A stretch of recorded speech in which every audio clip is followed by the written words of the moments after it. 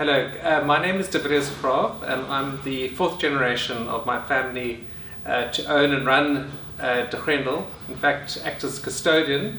I also have 4 children, so hopefully there'll be a 5th generation in years to come. Grendel gets its name from the Dutch word meaning the latch or the opening mechanism. Grendel is situated on the Tygerberg Hill, which overlooks Cape Town. So it can be easily seen from the city centre, and it was used as a beacon to navigate early pioneers out of Cape Town into the inland of the country, where we also have some farming interests, namely in the Bokkerveld in the Ceres Valley. My great uncle started farming in Ceres in the 50s, and we still have fruit farming operations there. And up in the Bokkerveld, it's the perfect area because of its elevation and cold units in the winter. It's a perfect area for growing apples. And some years ago we decided to experiment with wine grapes, and a new region has been proclaimed in this area called Ceres Plateau, and we're very excited to add a new addition to our Optiberg range, which currently includes Chardonnay and Pinot Noir, and we've now added Syrah, which comes from the farm Rietfontein, which is a farm that was acquired by the family about 10 years ago. And Charles will be telling you a little bit more about this very interesting terroir and cold climatic continental growing conditions. Good day, my name is Charles Hopkins. I'm the privileged winemaker of the Grendel. And like de Villiers mentioned, in 2016 and 15 actually we start planning the planting of Shiraz. And as you know guys, Shiraz and Syrah is exactly the same, but stylistically in the world people refer to Syrah as a more spicy, slightly lighter structure wine, and Shiraz of course is more the big broad shoulder style of Shiraz. But in the real world they're exactly the same. It's just stylistically there's a difference. But we start planting the vineyards in 2015 and 16 we plant the vineyards. It's ranging from a slope of around 900 at the bottom all the way to the top part of the vineyard is on the verge of 1,000 meters above sea level. That makes it quite special.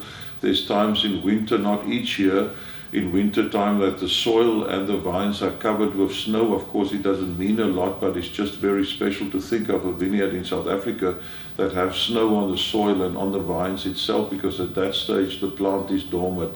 In 2019 it started bearing fruit, and we were looking for something really exceptional, something really special. And there's different styles of Shiraz, and Shiraz have quite a history in South Africa dating back to 1956, was made on the farm, funny enough the same place that I started my career at the Bellingham farm. It was made by a Polish gentleman with the name of Bernard Podlasiuk. So I have quite a history with Shiraz, and we have a coastal region, the Grendel Shiraz, that is probably our most successful wine in our range from the words go that de Villiers referred to in 2004. I made the first wines for them in the grain Berg Syrah, and one of that first wines was a Shiraz. And we planted Shiraz in the meantime also on our farm, but in the past we purchased it from a few vineyards in Somerset West. That's interestingly enough is owned by Graaf Trust, and also a vineyard in Paarl that I have a long history with. But back to the Syrah from Ceres, Optiberg. Like mentioned, very special. It's growing in Bokkerveld Scali, soft yellow Scali. We pick the fruit. The first vintage is always a tricky one because the vines are not in balance yet. You know, there's a sort of a slightly smaller crop versus quite a vigorous growth, and Shiraz is well known for having a growing quite vigorous. But we pick the fruit, and it's logistically quite a job to measure the increase in sugar and the influence of acidity. But between myself and the 2 farm managers that's highly equipped and so used to managing big teams and looking after fruit, we picked the fruit and brought it 2 hours with a truck here in 500 kilogram bins. We did a complete destalking and did the fermentation and malolactic afterwards, and made in a punch-down method, but complete destalking. In the meantime, 2020 and 21, we start using quite a big portion of whole clusters, but the first vintage was completely destalked, and what a wine, what a fascinating wine for a new region. And the reason for planting there, I think the Grendel East always will be the source of fruit from our farm, will always be our base, and that we will fall back onto. But I think with the success, again, like de Villiers referred to, with the Berg range and Elim and Koetseis and fruit we do purchase from other regions, it's so amazing what that can bring to your range. It brings different dimensions, because the conditions there is completely different than the conditions here. That's ocean influence and maritime influence, where that is continental, hot days and very cold nights, and like mentioned, sometimes even snow in winter. And this wine just brings us something completely different at this stage. So for me, I tasted over the weekend, it's really opening up, developing. It still needs a few years to be really at its peak, but we are so excited to share this with our clientele and our customers, that a wine with a combination of spices, like the French say, garrigue, about kitchen spices, sage, coriander, flavors like that, and a sort of a small influence of oak that brings a bit of chocolate, coffee aromatics to the wine. Charles, very interestingly, there's also a little town up in the Kobokkeveld called Berg. And I heard the other day that it's the youngest town in South Africa. Wow. It was donated by a local farmer. And another interesting bit of information that you might be or might not be aware of is the fact that Braden Paulser apparently went to school in Berg, and he comes from that area. Yeah. Maybe you could just tell us exactly where Rietfontein is located, Charles? Of course.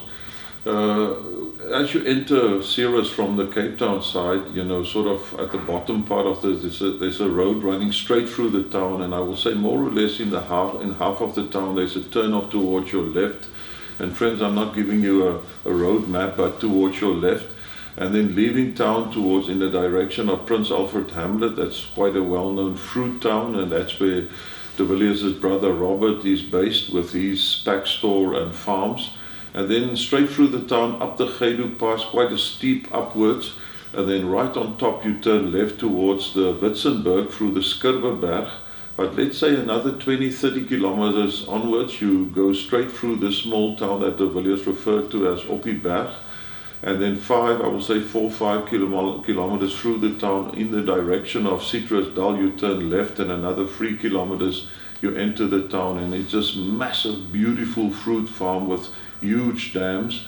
And past the offices and towards the right there's this block of Syrahs, and it's so special driving there. And I just want to tell you, it's and tongue in the cheek, it's quite difficult to motivate a fruit farmer to plant a vineyard, because the difference in income from a hectare of apples or pears versus a hectare of Syrahs is really sometimes tongue in the cheek to laugh about. But it was probably a bit of a sort of a rough soil, not a soil suited for apples and pears, and that's one of the reasons we could plant there. And as you know, a vineyard, we prefer a soil that's not putting too much energy in the plant, and actually sort of in a way hold it back, that it can put more energy in the fruit.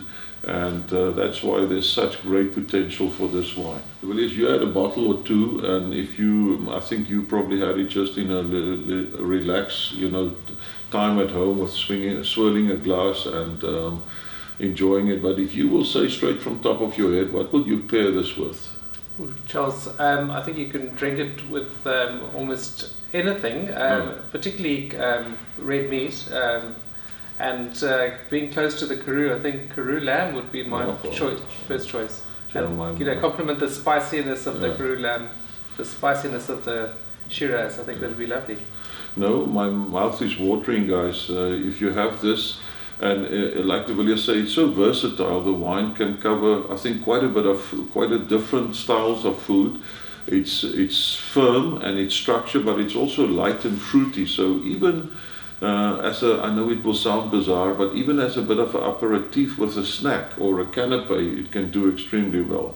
And carpaccio is something I'm thinking of, and then all the way through to game, and like the Villiers say, a nice mutton or lamb will really do extremely well with this Syrah. It's young. If I can make a recommendation, if you can, decant it an hour before serving and just experience how the wine. Taste it as soon as you open it up and pour it, and then decant it and serve it an hour later and just experience how the wine open up in the carafe.